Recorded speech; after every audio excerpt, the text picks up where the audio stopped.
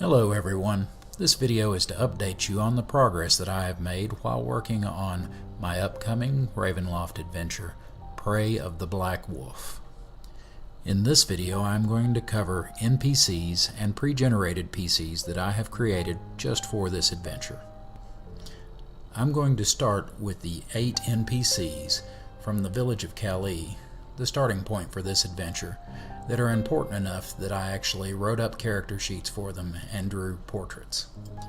While doing that, I'm also going to cover 3 groups or organizations in the village that some of these NPCs belong to that are important in game as well. After that, I'm going to finish up with a description of the pre-generated PCs that I've drawn up for this adventure. Now that we have that out of the way, let's go ahead and meet some of the more interesting people of the village of Kili. First up is Aliana. She is a beautiful, auburn-haired young woman who makes her living singing at the Tall Mug Inn on the west side of town. As the adventure opens, Aliana has been holed up in her cottage for several weeks, refusing to leave. Her brigand boyfriend, Elgin, has been accused of multiple murders, and she is worried sick about what will happen if he is caught. After Aliana comes Dominand, the Reeve of Kili. He is a man of average height, although he is getting a little paunchy, and his dark hair is starting to go a little gray around the temples, showing his age.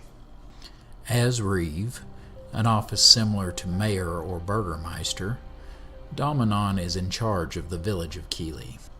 Over the past few months, as the number of murder victims have continued to rise, Dominand has stretched his resources to the limit to catch Elgin, the man accused of those murders.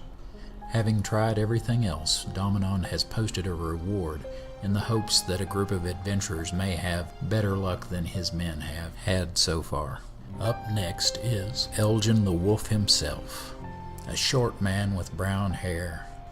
Most people find his crazed eyes and devious grin off-putting, but his dangerous aura was what first attracted Aliana. Elgin has had to leave Aliana, his love, behind because he has been in hiding for almost 4 months. Where exactly? Your players will have to discover that. That brings us to Eofor. Eofor is a tall, gaunt man with a bald head and sickly pallor. He has a long, thin nose and sunken eyes with dark shadows underneath them. He is the village Undertaker and looks every inch the part. Eofor is a member of the Dark Brotherhood, a clandestine cell of priests dedicated to Set. The Dark Brotherhood assists those who operate outside the law by providing a place to hide out, traffic in illicit goods, and receive healing. There are 2 more members of the Brotherhood that I will cover in this video shortly. Leaving the Undertaker behind, we come to Ingold, High Priest of Chaucer. Ingold is a tall, plump man with a shaved head and a red, pointed beard. He is the leader of the Temple of Chaucer, god of commerce. In this capacity, he acts as the banker and financial advisor to the entire village, as well as leads a small group of acolytes who handle the more mundane, day-to-day tasks of the temple.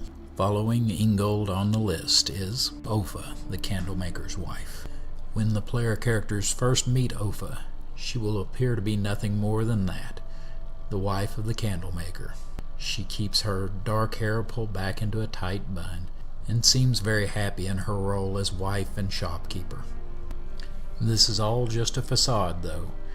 Ofa is actually the leader of the Dark Brotherhood in Kili. If ever there are wicked goings-on in the village, she is at the center of it. Now we come to Tor, the Reeves man, captain of the guard for the village of Kili. Tor is a tall, barrel-chested man with thick limbs and a broad head as wide as a tree stump. Tor works closely with Dominand to keep the village of Kili safe and orderly. Despite his best efforts, he and his men have been unable to stop the murders that have occurred in the outskirts of the village these last 4 months. At this point, he is happy to accept whatever help the player characters can give him. And finally, that brings us to Unferth, the soap maker. Unferth is a fairly plain-looking man with dark hair, but like Ofa and Eofor, He hides a dark secret behind this facade of normalcy. Unferth is the third and final member of the Dark Brotherhood, and the one that the player characters are most likely to deal with first. Now that you've met the NPCs, let's go over the pre-generated PCs that I've prepared for this adventure.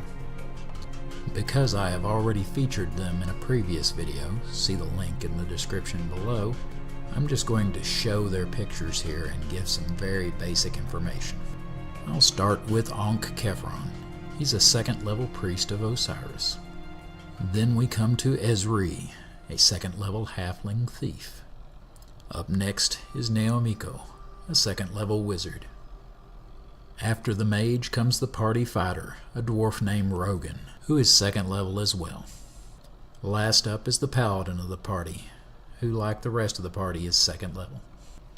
That's all I have for this update video. My next video should be in a couple of weeks.